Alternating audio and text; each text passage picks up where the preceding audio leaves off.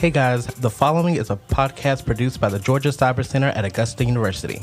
Thanks for tuning in. We're going to have a wild time. Augusta University presents In the Wild, the podcast for all things Augusta University and everything else. Here's your host, Raysean Ricks. Hello everyone, and thank you for tuning in to another episode of In the Wild. I'm your host, Raysean Ricks, and today we're going to have a very important topic discussed, and that's racism. In response to the killings of Ahmaud Arbery, George Floyd, and Breonna Taylor, and the nationwide protests surrounding their deaths, we have a really important responsibility to address the different concerns about racism. So today we have Dr. Tiffany Townsend, our Chief Diversity Officer, and Dr. Lindsey West, our Deputy Chief Diversity Officer, to chat about what the university is doing and what we can do to make campus safer for our students and employees, as well as have a better experience with diversity and inclusion. So stay tuned and we'll be right back. Hey you guys, so I wanted to tell y'all about an app I've been using on campus. Rave Guardian is a widely used app across universities to improve safety.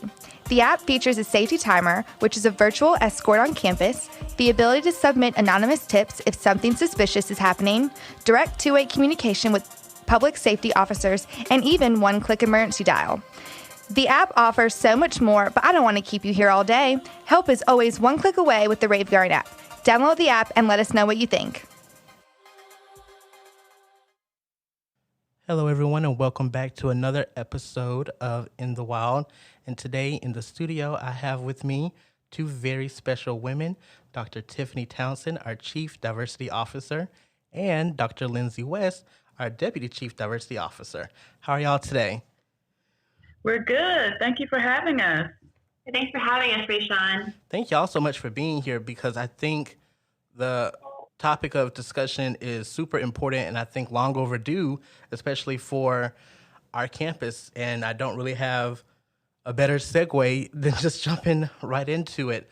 With all of the protesting going on in our country right now, a lot of students have been very vocal about what they're expecting our university to do.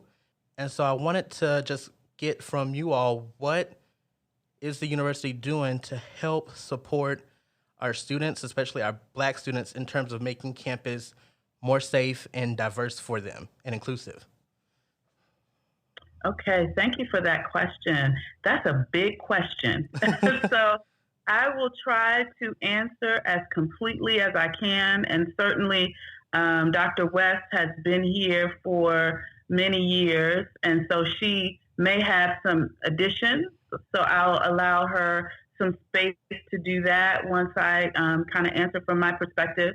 But I did want to say that kind of the history of this office, I think, gives a little bit of context as to how we're responding. And so this is not as an excuse, but it is to just try to provide some context. So the office was developed in about 2014, and then there was a Chief Diversity Officer in place at that time, Dr. Kent Guyon, who has since moved on, and we had another Chief Diversity Officer to come in, Dr. Quincy Birdsong. And so I am now the third Chief Diversity Officer since 2014 to hold this position at the university. And I say that because we all had very different styles, very different visions for what diversity, equity, and inclusion should be at AU. And because of that, you'll kind of see this patchwork of activities that have kind of propped up, because there's an appreciation that diversity is important. But because we haven't had a consistent vision for how we will achieve that, it's kind of looked a little bit like patchwork, right? And so I just started in September 2019. And because, again, there hasn't been that consistent kind of presence, after Dr. Birdsong left in 2017, Dr. West was kind enough to kind of step in as interim, but she was the only one in that office. And she also has a part-time appointment with the Department of Psychiatry. So there were lots of things that could not be addressed simply because of the way in which the office was staffed. And so now here we come, we have someone, I've been asked to come in, and I would say I'm probably the first almost full-time chief diversity officer that Augusta University has had. Oh, wow. So most of my time is devoted to being a chief diversity officer. That had not been the case before. Before that, Dr. Birdsong was a VP of something else. And so I think that that's a major step to have someone who's been in this space. I've done diversity work before. At the American Psychological Association, I was the senior director of the Office on Ethnic Minority Affairs, and I helped to craft the organization's diversity initiative. So you have someone who's been doing work in this space. And I think that's really important because diversity, equity, and inclusion has a whole literature. It has best practices. And so it's not enough to just say, I've worked with people of color, or I've worked with people who are of different socioeconomic statuses or sexual orientations, but I've actually done diversity work and tried to advance diversity across the campus. I think that's new for the university. And I think because of that, we're going to start to see some foundational aspects put in place that we had not had before. And that's not to say, not to cause any call into question the work of others. It's just to say that they were coming at it from a different place, right? And so now we're in a different space. And so when I walked in the door in September 2019, my first course of action was to do a listening tour. I really just wanted to get a sense of what the landscape was, where we have strengths and where there may be some soft points that we really need to focus on. So I took a lot of time just to meet with people individually, talking to them. I've met with some students in groups. I have not done as much meeting with students as I would like to. So that's the next step, is for me to start meeting with students on a more consistent, broader basis, right? And so, but what I started to gather from those listening sessions were areas that folks consistently saw as areas that we needed to address, like soft points that we needed to focus on. And so I'm actively right now trying to set policies, programs in place to address some of those issues. So I'll just say really quickly, recruitment and retention of faculty and staff, making sure that workforce is diverse. That was one of the things that came up on a consistent basis. Providing support to ensure the success of all of our students, regardless of their demographic background. That was another area that emerged on a consistent basis. The other thing that emerged was open, transparent communication. That was a big piece that everyone seemed to talk about. They want to know what we're doing. They want it to be accessible to them. They want it to be transparent. And so what I'm trying to do in the office right now to address that need is, one, we're hoping to provide a space where students, faculty, and staff will feel comfortable to report when they're experiencing bias. So we're trying to develop a systematic process for that, so that there is a place where they feel like they can communicate some of their concerns if they're not feeling welcomed. The other piece to that is we're trying to recraft our website so that our website becomes a hub of information for everyone that's doing diversity, equity, and inclusion work across the campus, so that there's one spot that you can come to get information and resources. And so if you're thinking about something or you need some information, there's a place that you know you can go in order to receive that. And so that's another piece to it. And then the other piece is that I've developed several committees, ODI governance committees, to help us to run and implement some of the initiatives that we're working on, so that we have representation from across the campus of folks who are wanting to do this work, boots on the ground, who will help us to make sure that we infuse diversity, equity, and inclusion across the campus. And so we're meeting with those committees, and to ensure transparency, we are posting those agendas, we're posting those meeting minutes on our website so folks know what we're working on, what we're talking about, and when those initiatives will be released. So that's the other piece to that. One of the other things that I want to do, our office to do, is to help to create some unified sense of what diversity is, why it's important, and how we do it at AU. We have several smaller offices that have popped up around campus. And I think that's because there's an appreciation that diversity, equity, and inclusion is important. But what we're missing right now is one unified plan as to how we will achieve that on our campus. So the other major thing that we're working on is a strategic plan to really help guide our work and our thinking as it relates to diversity, equity, and inclusion, and make sure that we're all going in the same direction at the same time. So we're working on that diversity and inclusion strategic plan, and we're hoping that we'll be able to infuse that into the unit plans that everyone is working on throughout the campus. That will help to ensure that everyone keeps diversity, equity, and inclusion on their radar, right? So that's another piece that we're working on. So obviously these are plans that we have in place.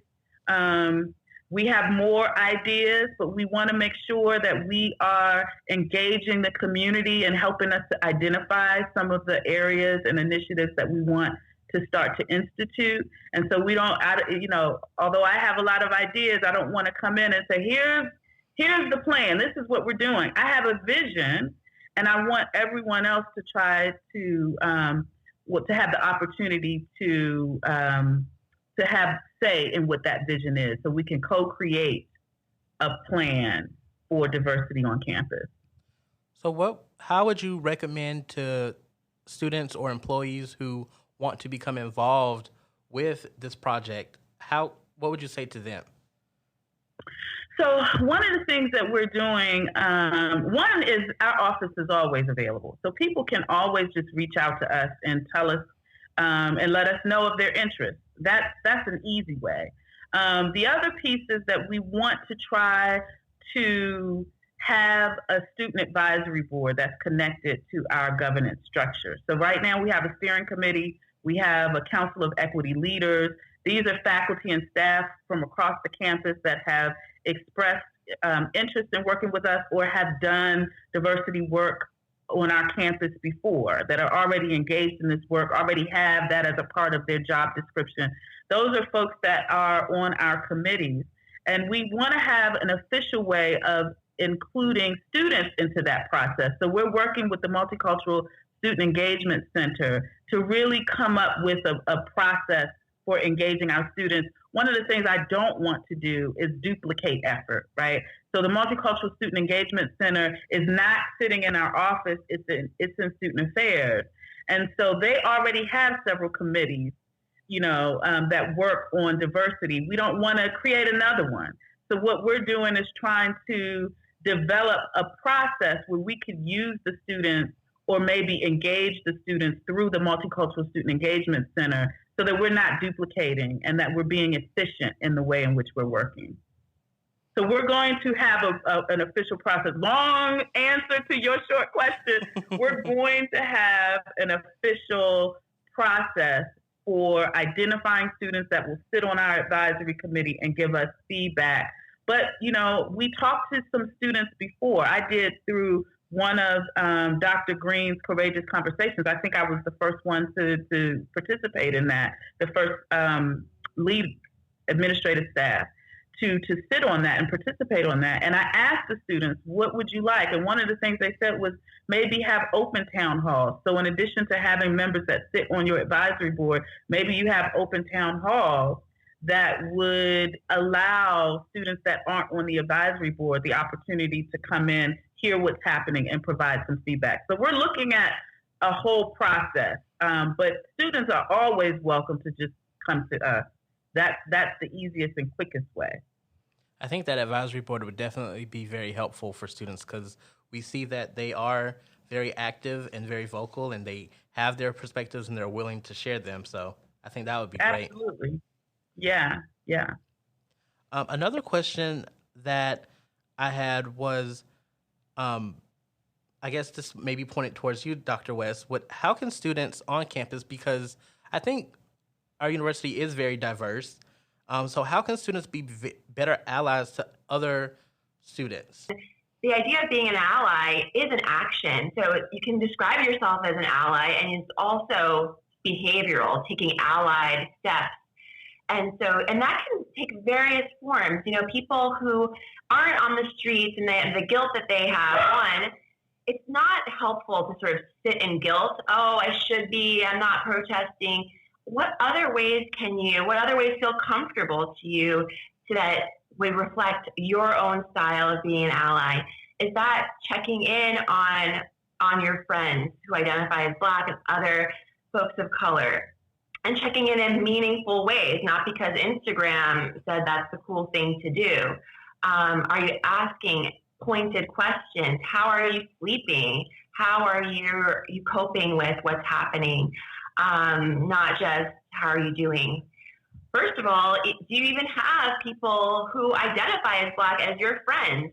Or do they see you as a friend? Or are they the Black friend that you have? And it's really not a tight relationship. So I think you really need to check in on your circles, looking at your social media. Who are you hanging out with? Who are you posting pictures next to? There aren't really weddings anymore, but if you had a wedding, what is the diversity in the party, the wedding party? So you really need to look inside and see who you are socializing with, first of all. And those close relationships give you a sense of the other person's shoes and how they're walking their day-to-day. I think that's first and foremost. And then in the classroom, in meetings, within student organizations, you're an ally when you're taking a risk. And it's not going to be easy. An allied action is when you have the thought you might ruffle some feathers, you might lose a friend of yours. And that might come up in your chest. You might notice your heart beating. Ooh, I need to say something. And if you have that feeling, that's your intuition. That's telling you have to step up because it's your voice that matters, that can sort of silence the behavior. And if you're nodding with the teacher who might be saying something that's incorrect, if you're nodding or staying silent with a classmate or an organizational leader, that's communicating agreement. So your heart's going to race, take a deep breath, and ask that curiosity question. I'm wondering why we came to that conclusion. I'm wondering if we're not voting on this person to be the Greek leader for reasons based on race. Their resume looks the same as the other person's. I'm wondering if there's a way to increase diversity in our student organization. So those are going to be the tough questions. And then, again, stylistically, not everybody is super vocal, not everybody's extroverted. For the introverts out there, it might be those one-on-one communications. It might be the readings and recommendations you post online. It might be the clothes you wear, the pins you wear. All of that kind of communicates, I see you. And whatever it is that you can do in an organizational space, the posters that are up in the little cubbies and areas that people work in your dorm rooms, I think all of that really can do a lot if you're less vocal. So are there any places on campus that students can go or resources for students to learn more about becoming an ally? Well, our office, of course. This can look like one-on-one conversations, meetings. We can point you where we actually, our graduate assistant put together a nice, when our website comes up, we're going to have a nice resource page with here are readings, here are podcasts, here are videos you can watch. So that's going to be helpful. People have to do the work, right? And it's going to be outside the classroom. Within our committees that Dr. Townsend talked about, there will be people looking at the curriculum. And so hopefully people won't have to do a lot of outside homework because those readings will be in classes as they should be already. And then obviously the Multicultural Student Engagement Center, Dr. Green, Dr. Why am I forgetting Dr. Patrice's last name right now? Jackson, yeah. So talking to her, and so there are going to be a lot of people that I think through our website, and when we get back to the fall, people will really know who to go to. Another question that I had, I guess, for the both of you is, how is discrimination and harassment handled on campus? Like, what does that process look like if I was a student who felt that I was racially discriminated or harassed in some sort of way? What do I do? I think that's a really good question. I think right now there are systems in place and it may not feel as obvious, right? So if you feel like you're being discriminated against based on gender, you can always go to the Title IX coordinator. If you feel like there was something that was raised by a faculty member towards a student, then you can go to Dr. Kathy Browder, who is the Vice President of Faculty Affairs.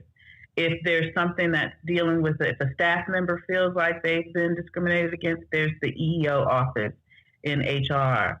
Our office is trying to develop a one-stop place where folks can come to our website and provide those reports. I mean, obviously, the Dean of Students in Student Affairs is also a very good person to bring those issues to. So there are multiple places where this can be reported right now.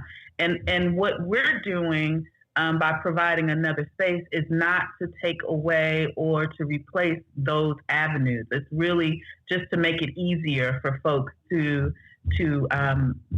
put in a complaint or to file a report and to make sure it gets to the right person. So we're just facilitating that process. Another, I guess, more pointed question that I have is for students who may experience hate speech, maybe on social media or indirectly in person, how does the university protect those students who may be affected by that? So I think that, obviously each situation is different. And so it would be difficult for me to say how it would be handled without knowing the specific situation. But what I would say is you would absolutely want to reach out to our office, absolutely reach out to Student Affairs. And then together we will have touch points of folks in administration that we would need to pull in, and we would have a conversation. One of the things that I've been working on trying to add is a response that follows that, right? So you report, we know what's happening, we're getting that information. That's really important because once we collect that information, we can start looking at patterns, right? We can start seeing where there might be points where there needs to be some education and workshops and training. And so that information will help us to identify those points. But the other piece to that, which for me is very important, is how do we heal following that, right? And so what we're trying to do is to develop a process that focuses on campus healing following some of these incidents. So how do we do that? And we're looking at trying to use restorative practices where people come together and really kind of talk about the issues and come to some healing stance. And so at this point, we've just started that planning process. My hope is that we're able to stand something up by the fall semester So we're still trying to get everything finalized. We're still working very feverishly over the summer to try to have a process in place. I think that would be great. Thank y'all so much for chatting with me today. I really hope that students can tune in and just follow the university grow in terms of inclusion and diversity, especially seeing your office grow, because I think y'all are doing some terrific things, especially with all the plans that you mentioned. So I'm looking forward to seeing what happens in the fall. That's great. Thank you, Raysean. This was great. I enjoyed it. Yes, and invite us back. Hold us accountable. Invite us back in the fall and see if we can start saying that this happened, past tense, and that'll be really cool. I'm sorry, I didn't mention this before, but I think it's really important for students to know. We have been in the process of planning a climate survey, a campus climate survey. And so one of the things that became very clear on the listening session is that students and faculty and staff need to have an outlet to share what they're feeling as far as the campus climate. So we're actually going to have a systematic process, a survey that we're going to administer in the fall to get some of that information in a more comprehensive way. So that is coming, and folks should know that. And we're going to use that to help inform our strategic planning. I think that they would appreciate that a lot. So thanks so much for y'all coming. Like I said, this was great. I really enjoyed having y'all today. And we enjoyed being here. Thank you, Raysean. And Dr. West, like you said, this is the first of the many conversations I think that we should have to just hold everyone accountable for these topics. Absolutely. Absolutely. We look forward to it. All right. Thank you. All right. Thank you. Jaguar is the official news source for Augusta University. From student life to the latest on our amazing faculty and staff, we've got you covered on all of our campuses in Augusta and across the state. As educators in liberal arts, cyber sciences, research, and clinical expertise, there are great stories to be told every day. Check them all out at jaguar.augusta.edu. That was a very much needed conversation that we had with Dr. Townsend and Dr. West. If you are a student or someone somehow connected to the Augusta University community, you have a responsibility. And that responsibility is to continue to hold the university accountable and continue to strive to become the best ally you can be to not only the Black community, but to all of the minorities out there, because we need each other. In today's world, we need more kindness, compassion, and empathy for one another. And hate has no place in our community at all. So please, if you are struggling on how to be an ally, if you don't really have the experience that you think you need to speak on these topics, it's okay to educate yourself, and it's okay to lean on people who may be more experienced on that with you. And remember that we're all in this together. We will get through this together, but the time right now calls for action. So please do what you can, whether it just be education or just support and thoughts and prayers. Do your best that you can. Thanks for listening, and I can't wait to be back with you guys very soon.